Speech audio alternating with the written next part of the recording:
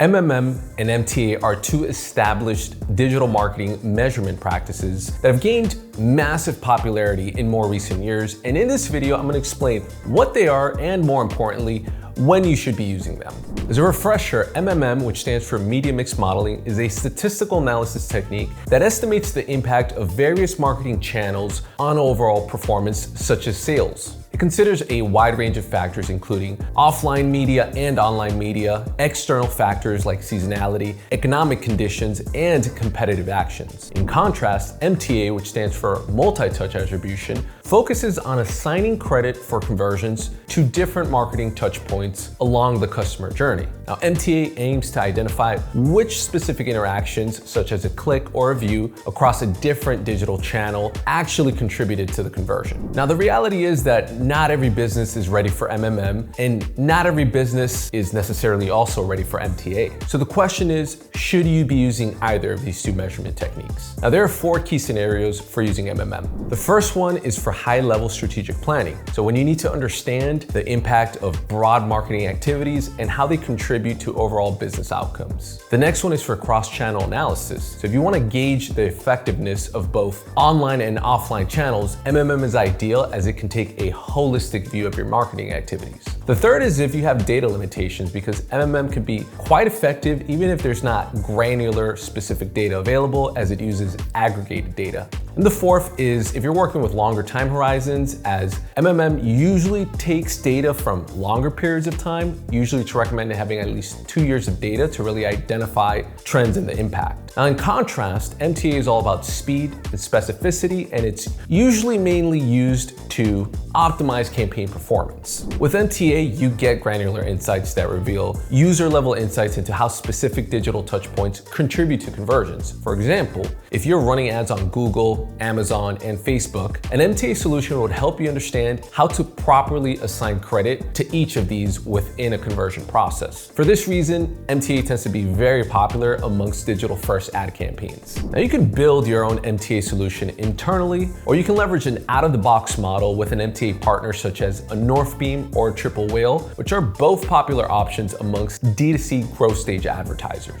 Instead of needing exorbitant amounts of data, MTA can be effective with shorter time horizons, allowing you to optimize campaign performances literally from one day to the next.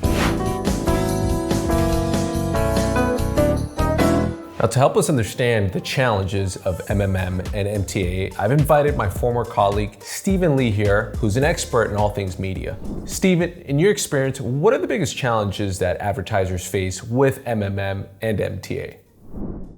Starting with MMM, I mean, it is very data intensive. For the best use cases, you require a good amount of historical data in which to run meaningful econometrics.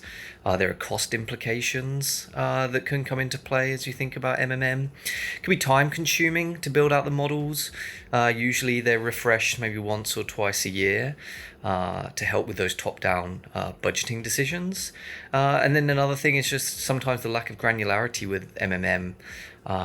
You can't always understand exactly what it is that's driving the results. It gives you a really good indication of what's happening from a channel perspective and what those ROIs are, but you have to look a lot further to really understand what is driving those results. So it could be the types of audiences that you're running, the creative is going to play a huge role in that, the types of formats. So a lot of things to consider, and you also need a team that's going to be able to interpret the results.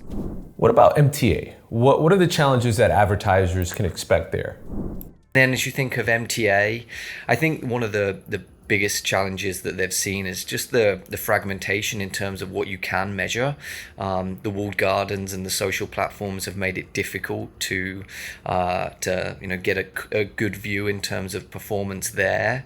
And again, from an identity and data landscape perspective, there's just been limitations in terms of what can be tracked from an MTA standpoint. There's sometimes offline integrations that are not as robust, so you don't necessarily get that full picture across all channels and touch points.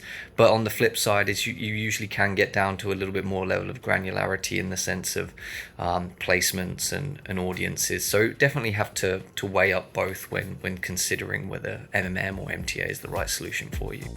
Now, choosing between MMM and MTA depends on your business objectives, the type of data available, and whether you need strategic, high-level insights or detailed tactical insights. Now, I tend to see larger omni-channel brands with offline and online media leverage MMM, and D2C e-com-led brands starting out with MTA. However, as a business grows, it can benefit from both, with MMM guiding broad strategy on budget investment and MTA optimizing in real time against these digital tactics. Hey, if you enjoyed this video and you want to learn more from real industry professionals, check out our mini podcast series we recently launched on the channel called The Media Plan. And until the next video, peace.